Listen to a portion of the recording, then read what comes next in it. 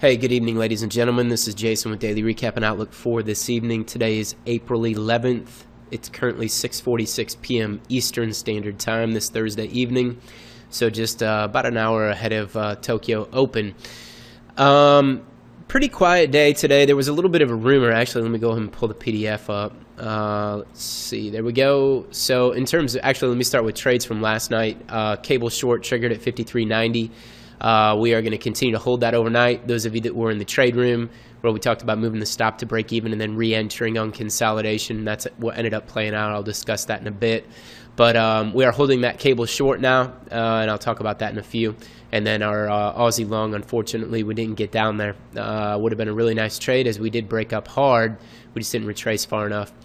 All right, so there was some crazy talk today in the market about these Japanese investors maybe looking over to Europe because of the massive Bank of Japan easing program planned for the next several years, that these Japanese investors may try and pick up some of this European debt. That led to a pretty good rally in Euro and risk FX in general.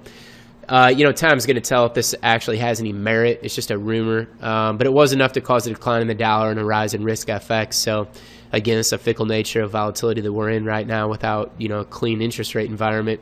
The market, however, is still largely range-bound and super clear entries aren't really present, so we're just going to focus on holding this cable short tonight, and that's pretty much it. So I'll go over Euro and share some thoughts there, then we're going to hold the GU short, and I'll also share some thoughts on Aussie. So GBP USD, again, back out to the daily chart. Let me clean this all the way up. Get up here. All right, so here's your daily chart. High of 2013 to low of 2013 is where you want to be focused now in terms of fibs. And you can see that we've got this beautiful 38% fib right there. And then if you scroll back a little bit, you can see a previous spike off that low in the summer of 2012 last year. And then we crashed through to the downside, and we've come back up, tagged that level. So we've got a lot of resistance up here. You've got the round figure, you've got the 38% fib. All lining up to provide us some really good resistance on this pound. So we've gotten a good rejection of the level. Now, the reason I want to hold the short is because we really are in an overall ranging condition. So I want to see tonight if we'll be able to end up putting this top in and really shoving off the level. Still a lot of risk in this position. We're going to move stops to break even down at 365. So if cable can push down to 365 tonight, get those stops to break even. And then again, our 2R target is going to be back down here around 53.30. My real interest on the pound is to see, let me pull this up, if the top side of this pennant is going to get revisited. That's what I'm, of course, hoping is going to happen. This trend line, this resistance that we built up there for, about 4 or 5 days, I want to see a pullback all the way back down there, not only to get out of our short, but then even really to turn around and look for a long. And see, you've got that pennant coming from the lows here as well. So I'm looking for price to come back down into this area right here as a 2R target. And then also we'll look for a long there potentially. So that's what we're looking at on the pound. Of course, the trend is up. The daily candle was a pretty strong close, so we could see this thing try and go up tonight. Hopefully it won't go up as high as 425 because that's where we're hiding our stop up there, but we'll see. It definitely could go up there, so make sure you do have your stops in place. In terms of near-term price action now, we just need to see a rotation underneath this trend line, and we should see a nice run down toward 465 to get our stops to break even. So that is the plan on the pound tonight. Aussie dollar, if you've been watching the recaps, we've been talking about selling the 580 to 600 level on Aussie dollar for the last couple days. You can see we actually finally hit 580, saw a really sharp rejection off that level of about 35 pips. And now I like two things on Aussie. I like shorts on a move up to 580 to 600. I like longs on a move down to 480 to 495. Actually make that 480 to 500.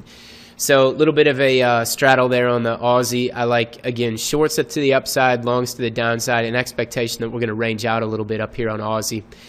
So if you get an opportunity tonight, if we do get a rally, the daily candle today closed extremely indecisive on this Aussie. But if we do get a pop to the upside during London, and you get an opportunity to sell between 580 and 600 with a stop at, if you can get short tonight 590 with a stop at 620, that's a great trade Doesn't necessarily mean it's going to work out for sure, but it's a great trade.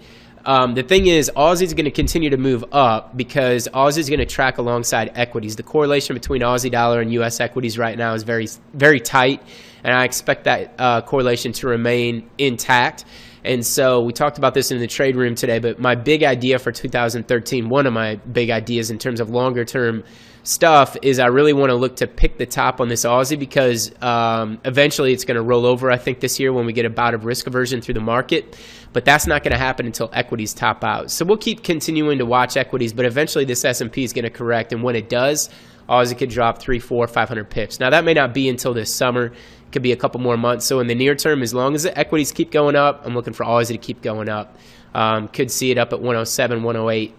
So again, looking to buy the dip, sell the rally for 20 to 30 pip scalps off those levels. So that's Aussie dollar, and then I'll wrap it up with euro. I don't really have a lot of interest in euro right now. We're just kind of chopping around this 100 level. You can see today's daily candle didn't give us a lot of clarity in terms of what we're going to do up here. We're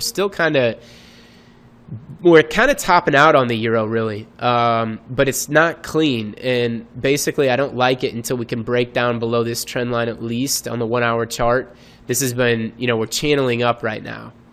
Basically, that's what you've got on euro, is this channel to the upside. So I want to see this break, but once this could break tonight, if we break down below 30.70, I would look for shorts on this euro, because you're probably going to see a pretty clean run down to this base around the 30.45 area, which is, a nice little 25 pip scalp. So those of you that are going to be up in London tonight, if you see price start to break below 30.70, I like shorts for a move down into 30.45. But, all in all, you can look to the upside too on this channel. If euro breaks up this evening, you could see major resistance up here around 31.65. But all in all, we're in the smack in the middle of a channel. I don't see a lot of opportunity on euro right now. We'll see where we shape out the beginning of next week and see if we can start to get some interesting action. But our trade this week was we were trying to buy the dip on euro, and we just never got one, unfortunately. So we definitely do have a lot of resistance up here, though, so I wouldn't be surprised if we end up topping here and moving down a little bit and moving back down into the 30.50 area and potentially maybe even a little lower. So that's where we're at on euro. So again, still kind of in funky conditions, not super clean breakout momentum by any stretch. So we're just going to hold that cable short, see if that can work out for us, and then you can also look at Aussie for some of that scalping potential, and then euro if we break down below 70. All right, ladies and gentlemen, safe trading tonight. We'll see you in the New York trade room tomorrow morning, 8 a.m., and we'll finish out the week strong. Have a good night. Cheers.